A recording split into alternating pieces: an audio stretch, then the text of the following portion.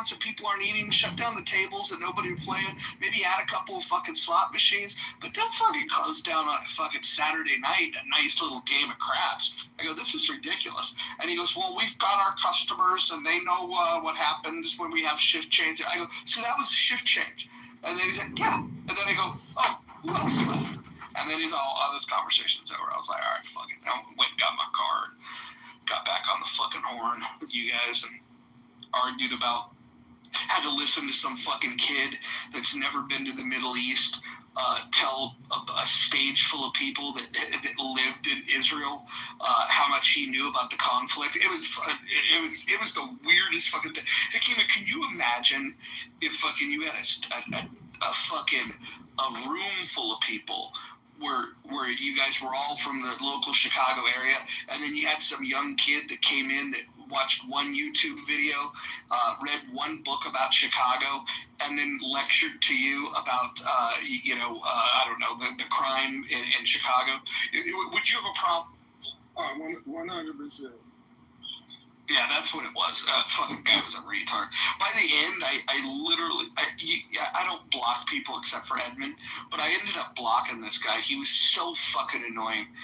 He was crying. He was crying. Was he crying? Yes. You caught that, right? Didn't you? No, I didn't. You had just came in right after. Oh man, Roger, you would have. That was the topping on the cake on that one. He literally was crying. What was he crying about? Adams, you were there, right? Yeah, Adams was there. So I didn't know any between the tears and everything that he was doing. I couldn't figure out what the hell he was bitching about. Something about being unsafe, that he didn't have a bunker. Actually, you came in for that because you're the one that offered him a bunker to build a bunker, right? Oh yeah, I posted the link. Atlas Shelters. Yeah. They make beautiful bunkers.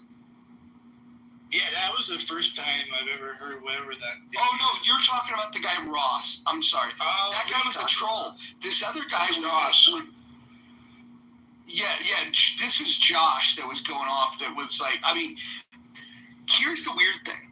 Josh is really good at like fucking like pulling up Wikipedia or fucking, like Chat GPT. And like, if you start getting into a topic, he'll go, back in 19, blah, blah, blah.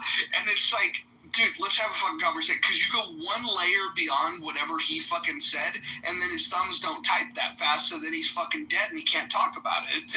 It's just so fucking hilarious. I mean, look, I'm going to be fucking very candid about this.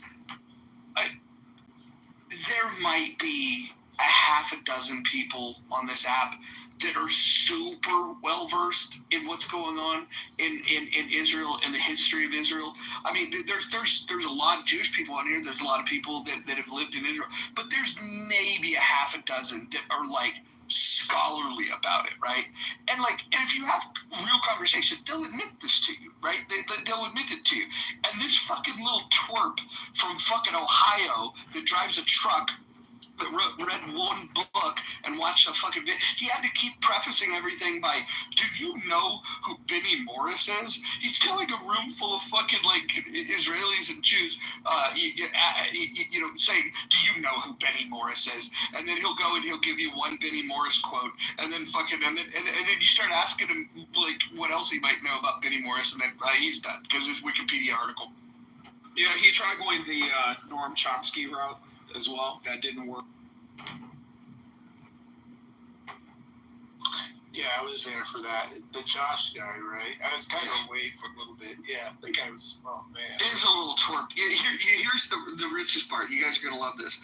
He literally said that I'm a communist sympathizer.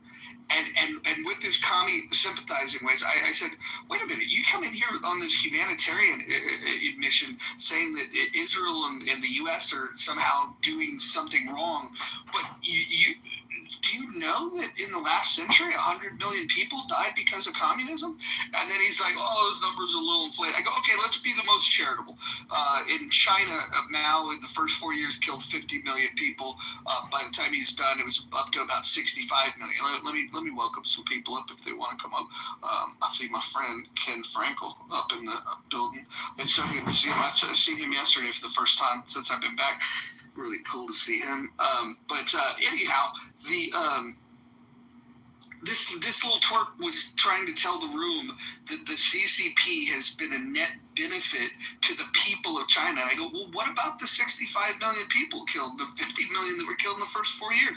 And he literally said, well, if you look at the population and percentage-wise, it's still a net benefit. It was like, okay, now you're dead to me. I can't take you serious. So it's fucking crazy.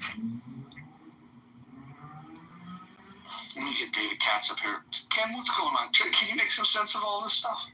I don't. Well, I looked at the title of the room, and obviously, whatever you're just talking about, it's not the title of the room. So I have no comment on right now anything to do with China because I don't know really what context you're talking about it. I'm just talking about an uninformed guy that came in here from Ohio. He was a young kid that drives a truck, and he watched a YouTube video with Benny Morris, and he's read one book, forget the title of it, and it didn't sell very well. I remember looking that up.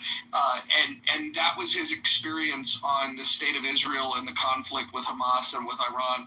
And he came in here and lectured an entire room of people that was made up of Jews and diaspora Jews, as well as people that lived in Israel or formerly lived in Israel. It was one of the weirdest. I mean, Kim, you're probably the best at this, of calling people out that, hey, why are we letting this person talk? This person doesn't know anything about. This was the worst offense of its kind ever in history. But because it was almost comical, we allowed it to happen. And everybody just kind of took turns shitting down this guy's neck. You would have blew a fucking gasket on the grounds of he knew nothing of what he was speaking. And then somehow you got to China on this thing. Is that because you were talking? Yeah. So the same kid that claimed to be an expert on Israel versus Hamas, Israel versus Iran, the history of the region. He can go back thousands of years. He understood the conflict. This same kid, after lecturing the room about how evil Israel and the U.S. is, then went into talking about the virtues of communist China and how communism would save us. And then when we asked him about all the death that the communists brought to China, he said that it was okay because it's been a net because look at where China's at today. Okay, all right. I don't really have a comment on that because I was, I mean, you're not talking about the same young man from last night, right? This is a different guy, right? This guy was here last night. His name was Josh. Yeah, that's the guy I'm talking about. Okay. Yeah. Jesus, if you were there, the conversation would have probably been a lot shorter. We would have. I tried to shorten it. I don't think I was. Maybe you weren't listening. I spent a great deal of last night on a casino floor. I apologize if I wasn't. Oh, okay. I hope you did well. No. I tried a little bit because I tried to get. As you know, I tried to get that conversation more narrow because people go all over the map. They were going back to 3,000 years ago, 5,000 years ago. And I don't want to go. I don't want to go relitigate that whole thing last night. I mean, it's not really worth it at this point. I mean, my interest was you have a title on the room about the War Powers Act, which is something I've studied since I was a college student. And I'm old, so when I studied it, it was, let's get into this. 1973 does, because we can throw out the AUMF because it's not in place, and I don't think it really covers Iran anyway. But the 1973 War Powers Act, I mean, I guess the bigger question from your perspective, should Trump worry at all that there's a case to be made that what he did, was outside of the scope of. Well, people could always make an argument, but I'm going to parts of the Constitution that arguably are somewhat in conflict. Congress's, unique powers to declare war, and the president's powers under Article 2 to be commander-in-chief. When the Constitution was written, people need to keep this in mind, there were no planes, there were no submarines, there were no nuclear weapons, okay? So when they wrote that, they're talking, in their minds, they're talking about the ways that wars were conducted then, with basically, ground forces, that are crossing borders, okay? That to them, that was a war. The idea of who gets to decide whether there's a missile attack, okay, that may in fact start a war or be the start of a war, or maybe it's a one-off, however you want to define this thing, okay, they couldn't conceive of that, okay? So you have to now balance out the reality of the world that we live in today, including the fact that we do have, weapons of mass destruction, okay? And is it viable? Like this situation that happened yesterday, is it viable to go to Congress for something like this? And I would argue it's not, because you need to conduct it in secrecy. Whether you like what Trump did or not is irrelevant. Okay, just let's leave that aside.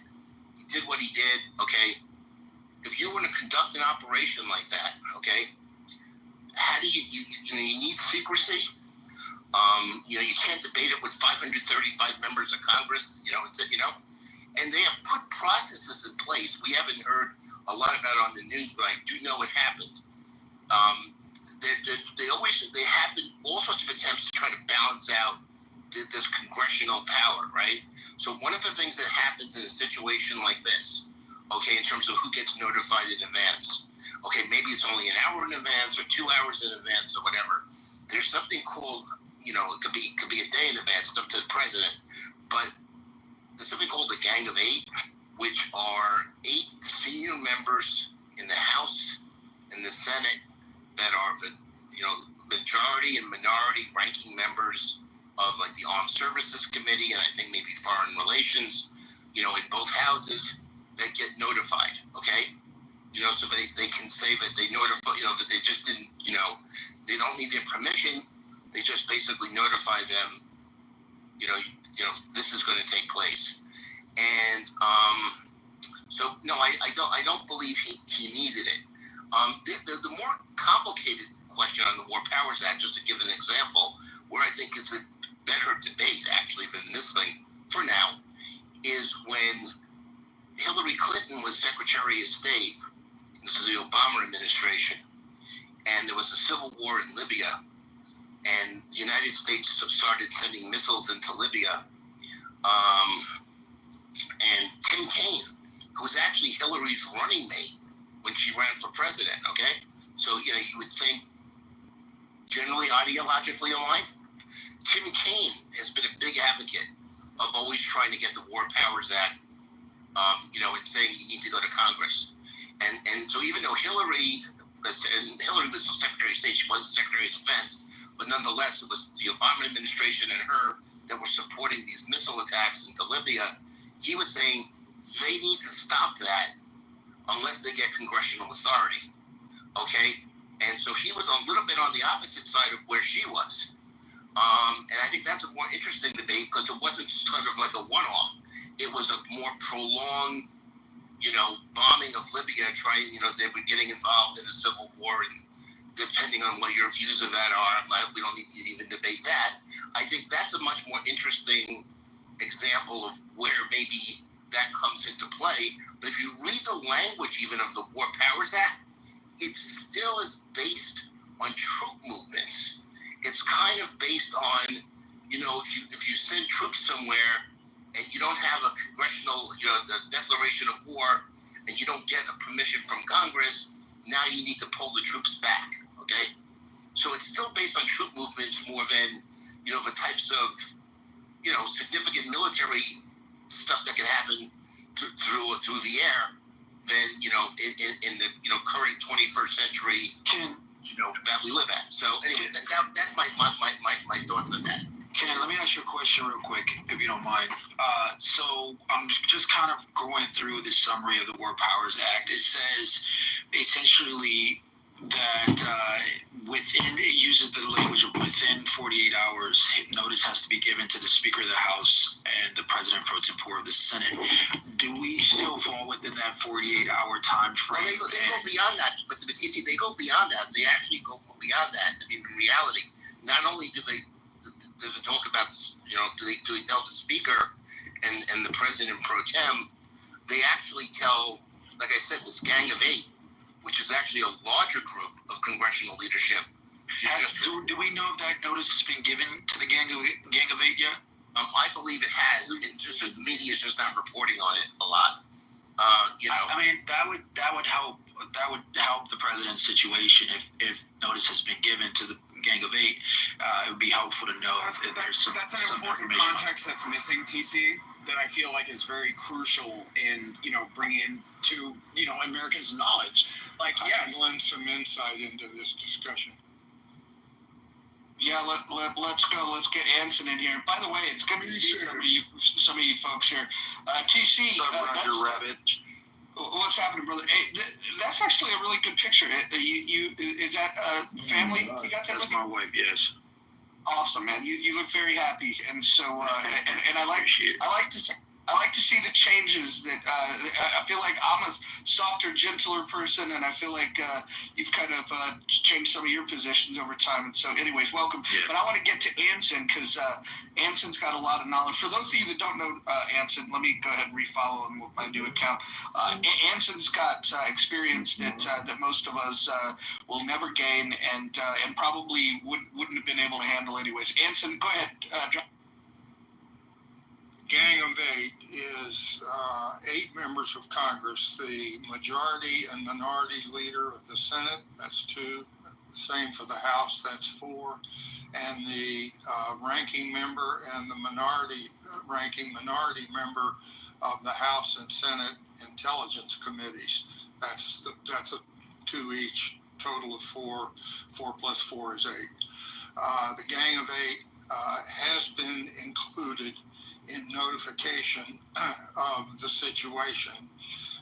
The news report that I've been watching on Fox says that just before he authorized the attack, or probably when the planes were in the air en route, that Trump, quote, notified Congress. Now, I don't know what that means exactly, but the bottom line is that there was very little, if any, advice, much less consent, sought in the Congress by the Trump administration over the last several weeks, particularly the last 2 weeks when the question of using U.S. Bombing forces to take out the nuclear facilities. There was very little, if any, exchanges. I know that Senator Warner from Virginia, I believe he is the Democrat minority leader of the Senate Intelligence Committee. He specifically was quoted in the press not very long ago that he had not been told anything and nobody had sought his advice, consent, or there's been essentially no communication. So I think it's safe to say that the president and his administration did not make any effort whatsoever to engage Congress seeking their opinion on things. As far as the decision to bomb, that's one thing. But for the last 2 weeks, there has been a lot of debate as to just how far along Iran was in actually having a weapon that they could put on a warhead or an airplane and deliver it to whatever target was in range. And we all know what the Tulsi Gabbard basically said they're more than 3 years away, and Trump didn't like that. The Israelis were saying that they were days, if not weeks, or weeks, if not days away from actually having a nuclear weapon. That is a subject that could have been, and in my opinion, should have been thoroughly aired, including holding hearings, all of which would have been very highly classified, but of course subject to leaks. But the understanding and the analysis of the intelligence that was available, that again was strictly within those discussions were strictly within the administration, I'm pretty sure, and that is something that those 2 intelligence committees should definitely, in my view, have gotten into. from the very beginning of this, at least this discussion of the United States taking military action to bomb the nuclear facilities.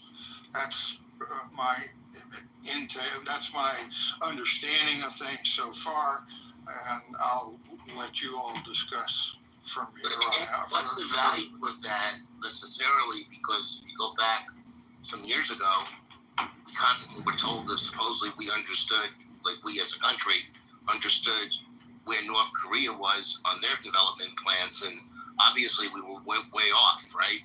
Because they kept being told they're close, but they're not that close, and they're close, but they're not that close. And obviously now no one disputes that they have a bomb. So somehow they got to the bomb, but we kept saying they're not there yet. So I always doubt, like, we actually understand what's going on in a foreign country on things like this, okay? And to make these decisions based on, we think they're 60%, we think they're this, or we think they're that. We don't even know. And North Korea, by the way, proves that we had no, we don't know.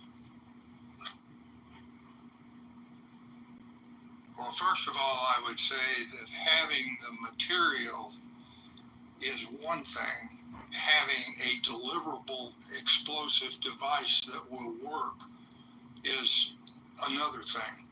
I don't think there's any debate that Iran has 60 up to 60% enriched uranium-235 or uranium-235, and I think the number is it's either 900. I think it's 900 pounds, which is more than enough for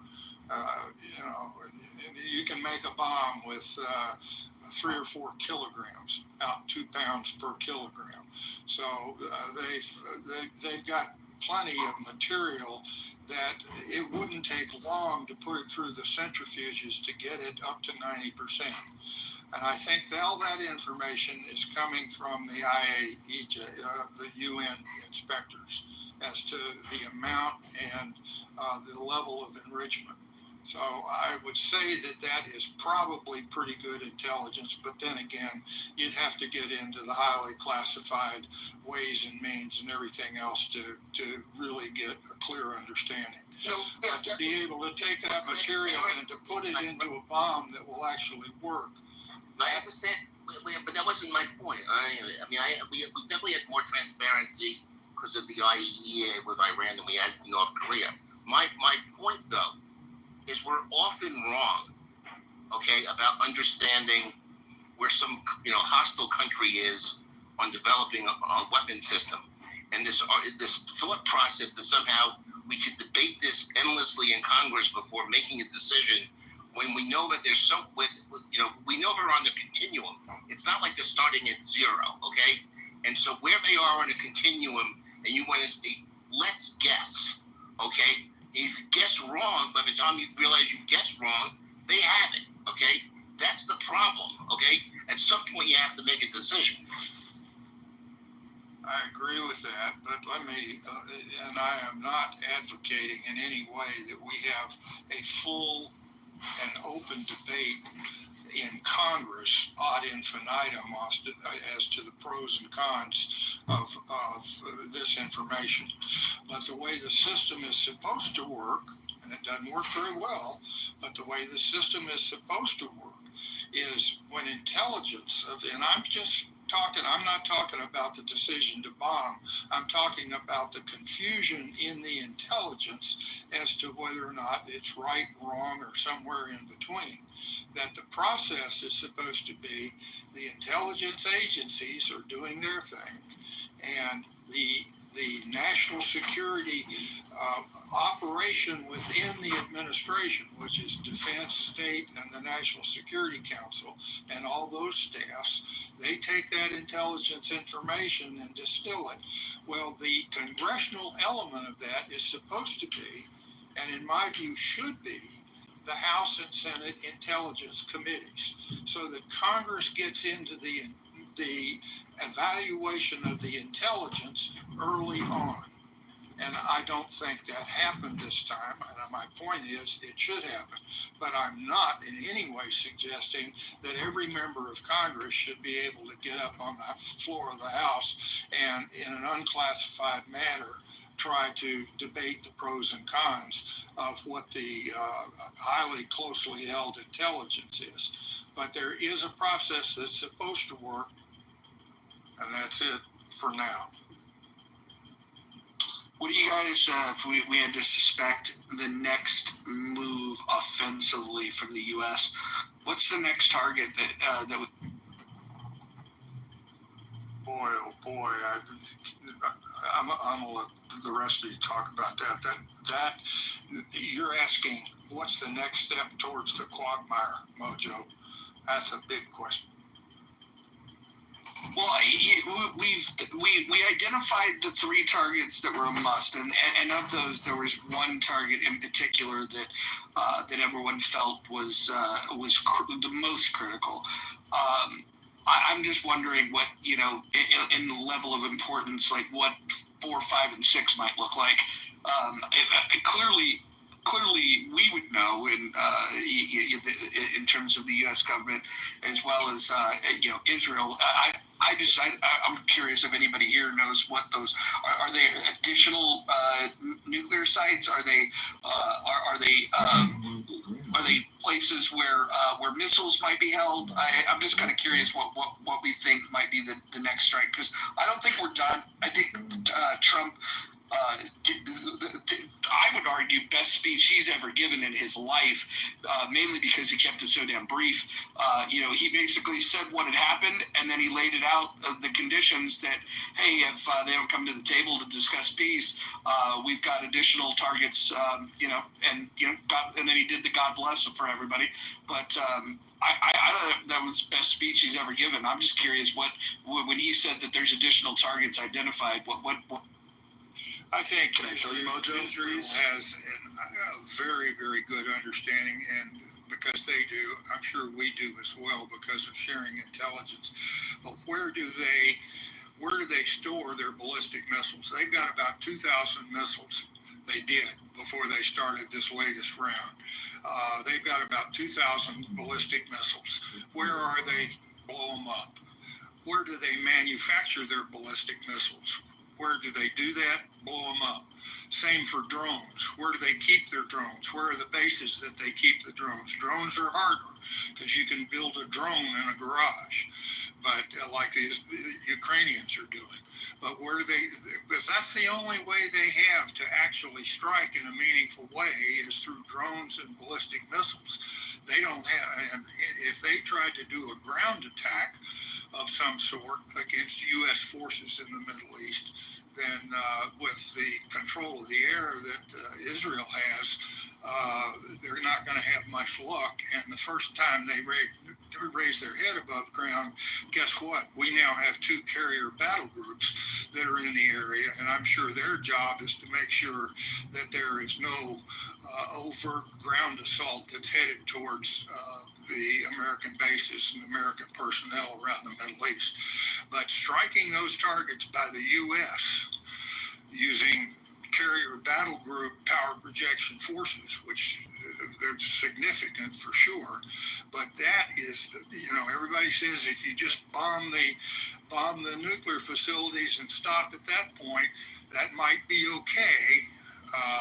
But everybody is concerned about, the mission creep that we all know about in terms of warfare, and mission creep could have us, U.S. aircraft over Iran bombing ballistic missile manufacturing facilities. That's a whole further extension of the war and the war with Iran, and I would advise strongly against our doing. What do you think of the strategy that Israel has about taking out leadership? They took out top commanders within the IRGC. There's talk that it's on the table to hit the supreme leader, and then the supreme leaders named all of these different folks for secession planning. I would think that if we've learned anything about how Israel likes to conduct these things, is they want to take out people that are making these decisions and then cause the next generation to think twice. I would imagine that's going to continue to happen. I think that's better done by Israel than by us. I think they do. I don't think there's anybody in the world that does that better than the. Yeah, but that's playing whack-a-mole. Let me just hypothesize. Let's say Iran has a bunch of sneaker cells that we don't know about in the United States, and tomorrow morning we wake up and the chairman of the Joint Chiefs, the director of the CIA, the director of National Intelligence, and the Secretary of Defense, all of their houses were blown up by Iranian terror groups. How long would it take for us to replace those people, and would that severely impact our ability to execute a war against Iran if they did something? Taking out the leadership is something that's neat on the headlines, but that doesn't do a whole lot to degrade the ability of Iran to continue to conduct warfare, because they'll just replace them. I just heard on the news today that the Ayatollah, of course, is in hiding right now, and probably the Israelis know exactly where it is, but that he has already named 3 successors in the event that he is assassinated. And I've also heard that his son is about 10 times worse than the Ayatollah, and he's the heir apparent if the Ayatollah is taken out. So we don't want to get into a whack-a-mole game with Iran thinking that that's going to bring the war to closure. It won't. Well, and another thing is, we know that that people that live here, they try to go down as martyrs and set themselves on fire and do those things. These people are not afraid to die. They don't care if they die. They don't care how they die.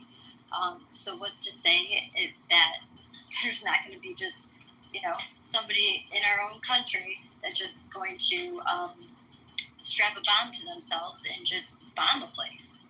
I mean, I wouldn't put it past them to do something like that. Yeah, there was an attack this morning in Michigan. I don't know whether it was related to it. It was at a church, outside of a Christian church. Wayne County, right? Yeah. Yeah, Wayne County, right? Hey, if they're strapping bombs on themselves and then killing other people, why do we call that a suicide bomber? Why do we call those homicide bombers? Oh yeah, that's good. Yeah. Yeah. I mean, if you want to be a suicide bomber, if you want those 72 virgins, just go, but strap it to yourself, stay in your fucking living room, and then just blow yourself up. If you go kill other people, you're not a suicide bomber, you're a homicide. Yeah. So. Roger, you understand the answer for that. I mean, I understand what you're saying, because from law enforcement, they're trying to differentiate someone that's actually going to kill themselves in the process, rather than somebody who's trying to commit basically the same crime but preserve their own life, so they can understand. There's a differential there, Correct, but I think the terminology helps to make certain people look like I gave my own life, and we put the emphasis on their life. I would just prefer to put the emphasis on the victim's life. I agree.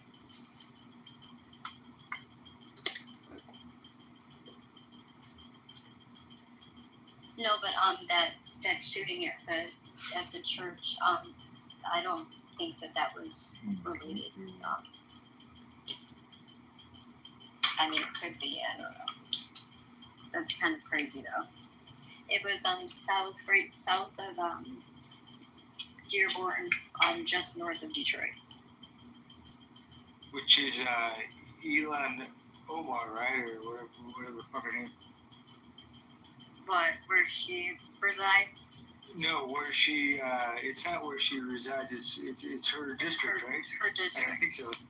Yeah, her district. Yeah, but she doesn't, but her office is not there.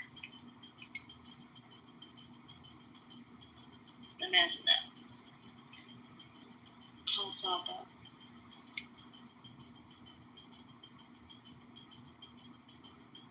Yeah, I'm typically against the U.S. getting involved in things. I'm typically against the president working unilaterally. I didn't like the AUMF. I'm not a real fan of a lot of these things. That being said, I do think that there are times when desperate times call for desperate measures, and I think the world is correct, the civilized world, when they say that a nuclear-armed Iran is a big fucking problem. And if we could prevent that, I think we should. And so, despite the fact that if this was any other nation in the world, if you would have said, oh, hey, we're going to Congo, I would have said, this doesn't sound like a good idea. But it's Iran. And surprise, surprise, the person that it's typically the least hawkish in these situations, it's fucking Iran. So if we've got them on the ropes, I think we should consider hitting them again. That's what happens when they're on the ropes. Is you don't let them off the ropes to get a breather. The other thing that I'm really hopeful for, I don't know if it's going to happen. Maybe those of you that are smarter than I am, more informed. What are the Iranian people going to do? Are they going to rise up? Are they going to seize the opportunity to say now is the fucking time? Because I don't believe that regime change is the responsibility of Israel or the United States. I think the stated goals of making sure that they are not nuclear armed, I think those are good goals. While I would like to see regime change, I think the responsibility of changing that regime should come from within it. Yeah, I'd like to speak on that a little bit. This is just coming from some of the people I spoke with within Iran. For a couple things. A lot of the people of Iran don't have weapons. That's one thing. And a lot of people in Iran, they're actually very peaceful people. And they're not really the type of people that will want to even try that. So one thing that has been brought to my attention by a few people, the best thing we could do is stop making deals with the dictatorship for cheap oil prices. Us and a lot of other countries. That's the best thing we can do. That's according to just a few people, and I'm sure there's going to be a lot of mixes within the individuals in Iran. And yeah, I think most of us would like for the people of Iran and for other countries a change in the dictatorship. But how can that be done? Because I don't think the U.S. should get involved. I mean, we have a horrible track record of forced, regime changes. Look at Afghanistan right now. I mean, there's a whole. I believe this is something I used to study. It's like when you try to force something like that, it's going to create more rebel groups, more extremist groups. And was this a correct method about going to send those bombs? I don't know. Now, I wouldn't recommend it. There's a couple ways. Some people are also saying they already moved the stuff and they already anticipated this was going to come. They moved the stuff like 3 days ago. Is that true? I don't know. That's just what people are saying. Could that be false? 100%. And also, is this going to provoke them more to actually say, you know what, we should actually build some shit ASAP? Time will tell to see how effective this is. Wait, so are you of the opinion that their position was like, hey, we should just kind of like tease them with the idea of wanting a bomb, but now that they've attacked us, now we should go forward with a weapons program? Is that what you? No, I don't know. They may have already had some. I cannot say for sure what the hell they had. Or their intentions. I have no way of knowing. But also, I don't also believe the Israel government and what they said either. So I don't trust Iran's government either, or dictatorship either. So I'm definitely not that viewpoint. I just don't know, and I think a lot of us don't know. There's a lot of speculation. So I was going to bring up something else. I can't remember what it is, and if I remember it. Cool. We got a couple of new people that jumped up here. Qbert, interesting. I was very good at that game when it first came out.